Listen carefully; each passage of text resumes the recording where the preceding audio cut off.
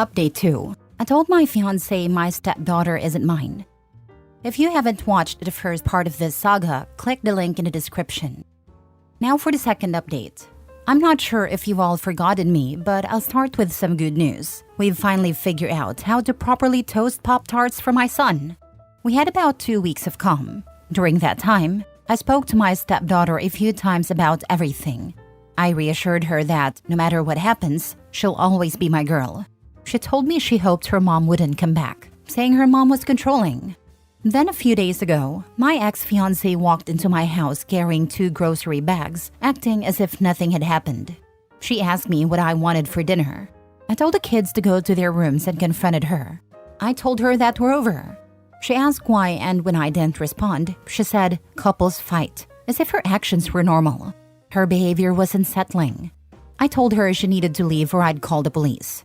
She asked why I was doing this to her. I was at a loss for words, so I picked up my phone.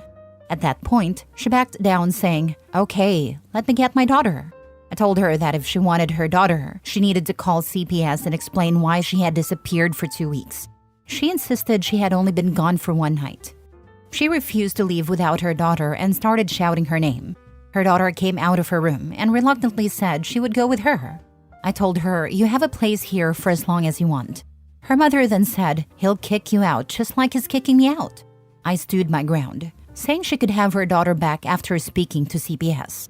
When I started dialing the police, she ran out. Later, I talked to my stepdaughter. She said she was willing to leave because she didn't want to cause trouble for me. I reminded her that she's the child, I'm the adult, and it's my responsibility to look after her, not the other way around. I asked her where she wanted to stay for now, and she said she'd rather stay here. My ex-fiancé ended up calling CPS. They reached out to me and there was supposed to be a meeting yesterday with her, but she didn't show up. Now for the comments. There is seriously something mentally wrong with her. Yup, seems to be. Having been raised by a mom with BPD who acted just like this, you have no idea how powerful it was when you reminded her she was the child and it was your job to look after her. Sincerely, no matter what, I can promise you she felt safer in that moment, and hearing you say it out loud than she likely ever has with her mother. Oh yeah, she wants her daughter so badly with her that she missed a CPS meeting. Hope your stepdaughter can stay with you. Doesn't this reflect badly on her for further dealings? Like deeming her an unfit parent and taking custody of her daughter? OP is her fiancé. If custody is given, it would go to the next of kin, the stepdaughter's father. Unless the father feels his daughter is much safer and happier with OP than with him, then OP can fight for custody. I'm not sure about the legalities of custody matters. See a lawyer about getting custody of your stepdaughter. If you get the biological father on your side, you might have a better chance. Tell your stepdaughter not to take any phone calls from her mom. She should text only and screenshot everything. The ex may end up saying something to the daughter that you can use to get custody. Also, change the locks. Next story. Am I the a-hole for breaking down after my girlfriend suggested an open relationship? I, 34 male, am 5'3" and have always been self-conscious about my height. I'm aware that it holds me back in the dating market to some extent. I've worked hard my entire life to prove myself and now have a successful career, making more than enough to live comfortably. I've been dating my girlfriend, 26 female, for 2 years. She's stunning, charismatic, and confident. Everything I've always wanted in a partner but never thought I'd actually have. Early on, I asked her what she saw in me, and her response was vague but sweet. Something about how I'm kind and stable. It was enough for me to believe this was real. Recently, she suggested we try an open relationship. She said she wanted to explore freedom while staying committed emotionally. It hit me like a truck. I asked if she wasn't happy with me or if that wasn't enough. She laughed nervously and said it wasn't about me, just that she feels too young to lock herself down. I tried to hold it together, but I couldn't. I started crying, which I never do, especially in front of her. I told her that it felt like I was just a placeholder, that maybe she was using me for financial security while looking for someone better. She looked shocked and said I was overreacting and being dramatic, that it wasn't about replacing me, just adding more to our dynamic. At that point, I told her if she wanted to explore, she could do it, but not while in a relationship with me. She looked stunned and started to argue, but I told her I needed space and asked her to leave. She's been texting me saying I'm being unfair and making her feel bad for being honest about her needs. So am I the a-hole? I'm considering breaking up. This hurt me so much, genuinely. Now for the top comments before reading the mini update. Not the a-hole. A suggestion of an open relationship, especially after 2 years, is completely grounds for a breakup. Either she has someone in mind already, or she's wanting to window shop for more options in the future. I'm so sorry, Opie. That would absolutely break me as well. The fact that she started to argue and victimize herself is also very telling. She's trying to make you seem like the bad guy for holding her back. If she wants an open relationship so bad out of the blue after a 2-year relationship, she can find someone who wants an open relationship. I guess you're right, there's someone else. Or she wants to search. This open relationship can't work, especially not in Opie's favor. Not the a-hole. She's basically asking your permission to cheat and not have to give up any perks of the relationship. Most of us would have felt exactly how you're feeling. Let her go. It's better to be single on your own than alone in a shell of a relationship. This is exactly what people are doing nowadays, using open relationships as covers for cheating. They only want to open it on their side though, and get upset when the person who didn't want to open the relationship ends up relenting and starts dating outside the relationship as well. The person who wanted the open relationship didn't specify they only wanted it on their side. My ex opened the relationship without bothering to tell me, at least if you believe her. She wasn't cheating, we were just supposed to live together, married, while doing whatever we wanted otherwise. She even suggested that when she was caught. To no one's surprise, she got super mad when I started dating around months after I kicked her out and started the divorce. She meant exactly what you're saying. An open relationship where she got to do whatever she wanted while I provided money, took care of the kids all night, cleaned the house, did the laundry after work, and lived like a monk. And that's what OP's now ex is suggesting too. She doesn't want to be locked down. She wants the stability. She wants the stability he provides, while looking around for someone else to latch onto for the next round. Update. I broke up with her over text. She was really mad and called me crying, but I was 100% sure, so I broke up with her regardless. Next story. Am I the a-hole for ruining Thanksgiving after my boyfriend announced my pregnancy and his mom fainted? So I, 20 female, went to my boyfriend's Jake, 22 male, family's Thanksgiving dinner last week. We'd been dating for a year and this was my first time meeting the whole squad, so I was already kind of nervous. Before we left, Jake joked about how his family was super traditional and said I should be ready for some old-fashioned vibes. I just laughed it off. Dinner starts and everything's fine, until Jake suddenly goes, "Hey everyone, we have big news." I'm sitting there like, what big news? Then he grins at me and says, "Tell them, babe." I'm panicking, so I just sit there confused, and his mom is already emotional, asking if we're engaged or something. Then Jake drops, "She's pregnant." Y'all, I am not pregnant. I immediately start denying it, but Jake's cracking up saying it's just a joke, and telling me to play along. His family is laughing. His mom legit faints. His dad starts yelling, and his grandma's praying under her breath. I'm mortified. I stand up and go, "Actually, the real joke is Jake thinking I'd stay with someone who'd pull this." And I walked out. Jake's been blowing up my phone, saying I embarrassed him and ruined Thanksgiving. His family's apparently mad at me for causing drama, but like, I didn't announce a fake pregnancy and traumatize his mom? Am I the a-hole for walking out and leaving him to deal with the mess? Not the a-hole. Your now probably ex-boyfriend thinks that putting you on the spot with no warning in front of his family is totally okay. Nope. OP, good job on that. Yeah, like he put her in an impossible position for his own amusement that expected her to clean up the mess. He's lucky she didn't go off on him right then and there. Bro really thought the fake pregnancy announcement to his whole traditional family was going to be peak comedy. Not the a-hole. Let him deal with the mess he made. Finally, people who agree. Anyone who isn't a complete moron should agree with you. It's insane anyone would think this is reasonable behavior from him. Like, maybe if they're that type of family and you both planned a joke, it could land. But not including you in the joke makes you the joke, and that's really crappy of him. Next story. Am I the a-hole for breaking off my engagement with my fiancé because of his creepy comments toward my 14-year-old sister? I, 20 female, am in a tough situation, and I'm not sure if I'm overreacting, so I need some outside perspectives. I've been with my fiancé Charles, 35 male, for about 2 years, and everything seemed fine until recently. A few weeks ago, my 14-year-old sister, Amy, came to stay with us for a few days while our parents were out of town. During her stay, I started noticing some really unsettling things.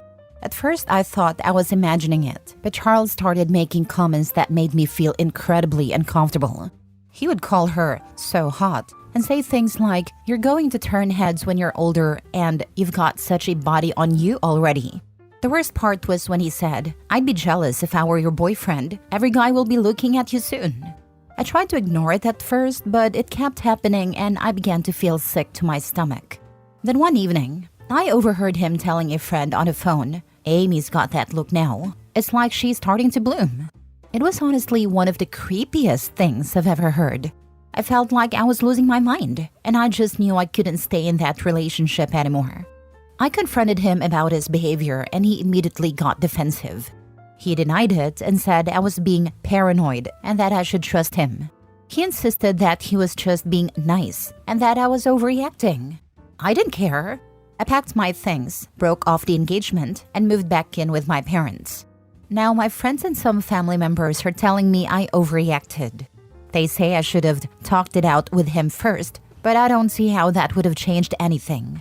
So, am I the a-hole for breaking up with my fiancé because of his creepy comments toward my little sister? Now for the top comments. Drop the man and the friends defending him. That is red flag and fire behavior. He was grooming your sister. He's got huge pedo vibes.